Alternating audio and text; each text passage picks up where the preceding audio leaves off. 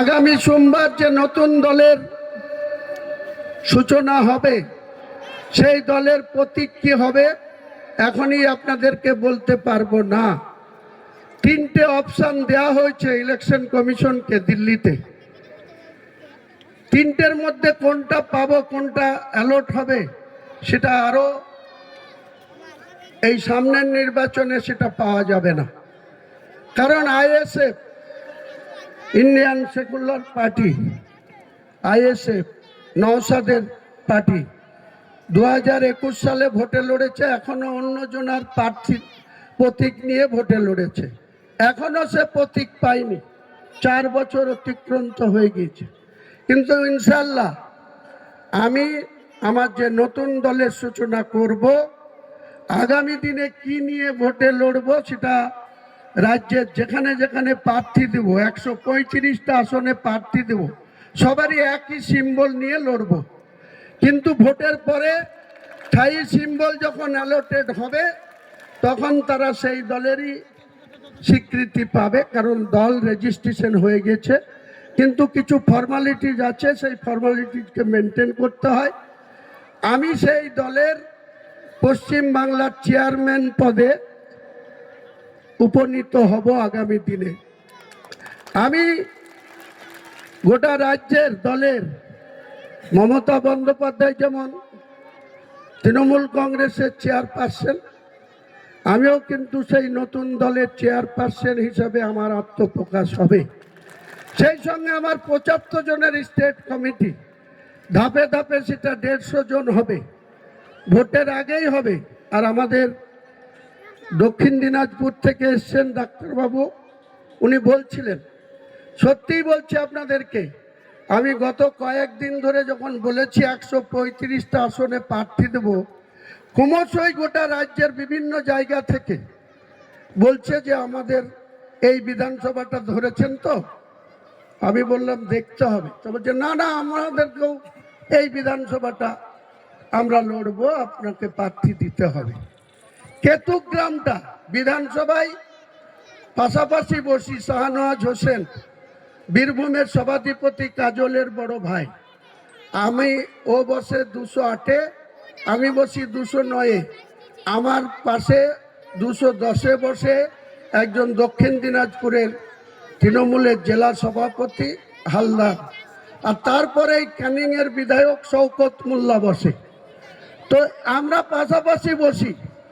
আমি শওকত মোল্লার সিটটাও ছেড়ে রেখেছিলাম যে প্রার্থী দেব না, কেতুগ্রামের সিটটাও ছেড়ে রেখেছিলাম।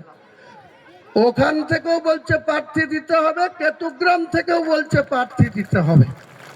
তো দেখি 135 থেকে ধাপে ধাপে কোথায় গিয়ে দাঁড়ায় আগামী দিনে। কে হারলো না কে জিতলো, কে সরকার থেকে ক্ষমতাচ্যুত হলো না কে কার জন্য চলে এলো, ওটা আমার দেখার ডিউটি না। আমার সঙ্গে যে আমাকে বলছে বিশ্বাসঘাতক আমাদের রাজ্যের মুখ্যমন্ত্রী, ওনার মনে ছিল না 2024 সালের লোকসভায় 2টো সিটের ভোট ছিল 7ই মে 2024, মুর্শিদাবাদ আর জঙ্গিপুর। আর বহরমপুর সিটের ভোট ছিল 13ই মে। 1 মে মমতা ব্যানার্জি মালদা না উত্তর দিনাজপুর কোথা থেকে প্রচার করে হেলিকপ্টারে বড়ুয়াতে নেমেছিলেন। তখন আনুমানিক 4টে বাজে, বড়ুয়া একটা মাঠে আমি সেখানে ছিলাম। এই রবিউল আলম চৌধুরী কিন্তু সেই ডায়াসে ছিল না, জেলার সাংগঠনিক সভাপতি অপূর্ব সরকার ডেভিড ছিল, আরো অনেক নেতা ছিল। কাউকে কিছু না বলে মমতা বন্দ্যোপাধ্যায় আপনি আমাকে আলাদা করে ডেকে সেদিন কি বলেছিলেন, হুমায়ুন আমি ইউসুফ পাঠানের বাবা মাকে ডেকে কথা দিয়ে তাকে বহরমপুর লোকসভার প্রার্থী করেছি। আর তাহের তো অসুস্থ ছিল, তাকে প্রার্থী করার ইচ্ছা ছিল না। তারপরেও ববির কথায় তাহেরকেও আবার পুনরায় প্রার্থী করেছি। তাহলে ভালো করেছেন, তা আমাকে শোনানোর কি আছে? তাহলে না না, আমার যে আইপি রিপোর্ট আছে, তাতে আজকের দিনে তাহেরও 30 থেকে 35,000 ভোটে পিছিয়ে আছে, হারছে। আর ইউসুফ তো প্রায় 80 থেকে 1 লাখ ভোটে পিছিয়ে আছে, অধীরই আবার জিতছে। তো আমার তো ইউসুফ পাঠানের বাবা মায়ের কাছে আমার সম্মান থাকবে না, তাহলে আমি কি করতে পারি? না, তুমি পারবে, তোমার কথা মুর্শিদাবাদের মানুষ শোনে, তোমাকে যেভাবেই হোক ইউসুফ পাঠানকে আর আবু তাহের খানের সিটটাকে জিতাতে হবে। সেদিন মনে ছিল না, আজকে আপনি আমাকে বলছেন গদ্দার। সেদিন হুমায়ুন কবিরকে, ডেভিডকে বাদ দিয়ে অন্য কাউকে ধর্তব্যের মধ্যে না রেখে হুমায়ুন কবিরকে দিয়ে বললেন যা করতে হয় করো, আমার কিন্তু ইউসুফকে জিতাতে হবে, অধীরকে হারাতে হবে। আপনার কথা শুনে ওখানে 5টা আগেই আপনি হেলিকপ্টারে চাপলেন। আমি হেলিকপ্টারের কাছে না গিয়ে সোজা আমার গাড়িতে চেপে ওখান থেকে 1 ঘন্টা 20 মিনিটের রাস্তা শক্তিপুর হাই স্কুলের মাঠে এসে, তার আগের দিন ইউপির মুখ্যমন্ত্রী যোগী আদিত্যনাথ এই মুসলমান সমাজকে ওই থানার পাশে, শক্তিপুর থানার পাশে প্রতাপসংঘ লাইব্রেরির মাঠে তিনি পরিষ্কার করে বলেছিলেন যে মমতা বন্দ্যোপাধ্যায় দাঙ্গাবাজ মুখ্যমন্ত্রী, আর আমাকে উদ্দেশ্য করে বলেছিলেন এটা যদি ইউপি হতো এখানকার দাঙ্গাবাজ এমএলএকে আমি উল্টো করে টাঙিয়ে সিধা করতাম, 7 জনক দাঙ্গা করা ভুলে যেত। আপনি ইউপির মুখ্যমন্ত্রী, মুর্শিদাবাদের মতো জায়গায় দাঁড়িয়ে 70% মুসলমানের জায়গায় দাঁড়িয়ে মুসলমানদেরকে আপনি উল্টো করে টাঙাবো বলবেন। আর পরের দিন যখন আমি বলেছিলাম ওই মমতা বন্দ্যোপাধ্যায়ের কথা মতো যে এখানে 30% আপনারা আছেন আর আমরা 70 আছি, আপনি যদি বেশি পাঙ্গা নেন, আমাকে যদি উল্টো করে টাঙাতে যান, আমি ইচ্ছা করলে 2 ঘন্টার মধ্যে আপনাদের ভাগীরথীতে ঝাঁপ দেওয়া করাতে পারি।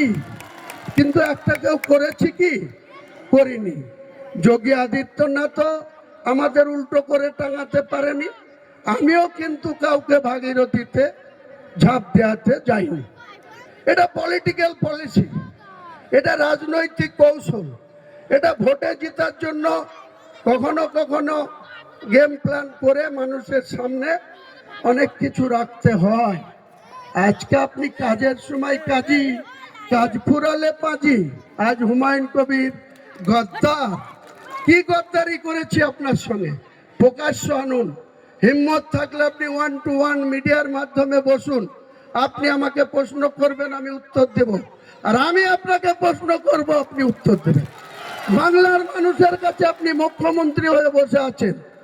আজকে ওয়াকফ নিয়ে কে বলেছিল যে ওয়াকফ আইন মানব না, ওয়াকফ নিয়ে কোনো আন্দোলন করার দরকার নেই? আমি মমতা ব্যানার্জি থাকতে কেন্দ্রের ওয়াকফ আইন আমি মানছি না, মানব না। কে মেনেছে? আপনার মাইনরিটি দপ্তরের প্রিন্সিপাল সেক্রেটারি পিবি সেলিম, তিনি একজন ভালো অফিসার, মুসলিম অফিসার, আইএস অফিসার, তাকে দিয়ে আপনি বাধ্য করালেন, সেটা মেনে নিলেন। যখন 27 অক্টোবর 2025 ইলেকশন কমিশন 12টা রাজ্যের এসআইআর এর কথা ঘোষণা করলো, সেদিন আপনি বলেছিলেন এসআইআর করতে দেব না, এসআইআর বাংলায় হবে না। 4 নভেম্বর থেকে গোটা 12টা রাজ্যে এসআইআর চালু হয়েছে। ইলেকশন কমিশনের কথা মতো আপনার আইসিডিএস এর কর্মী, পঞ্চায়েত কর্মী, প্রাইমারি স্কুলের মাস্টার, অন্য কর্মচারীরা এসআইআর করেনি। এসআইআর তো হয়ে গিয়েছে, আপনি তাহলে কেন প্রতারণা করেন? কেন মানুষের সঙ্গে মিথ্যা কথা বলেন যে এসআইআর করবো না, এসআইআর হতে দেব না? আপনি 1 নম্বর মিথ্যাবাদী। মুসলমানদের সঙ্গে গদ্দারি করেছেন আপনি গত 15 বছরে, 14 বছরে। আপনি কি বলেছিলেন 2011 সালে যখন জাতীয় কংগ্রেসকে নিয়ে সিপিএমকে পরাস্ত করার জন্য বলেছিলেন 10,000 মুসলিমদের খারিজি মাদ্রাসাকে আমি স্যাংশন করে দেব। এখন পর্যন্ত মুসলিমদেরকে এত বোকা ভেবেছেন আপনি? 10,000 দূরে থাক, 1,000 করেছেন, 338টা আর 235টা। এই সাকুল্যে আপনি স্যাংশন করেছেন, তা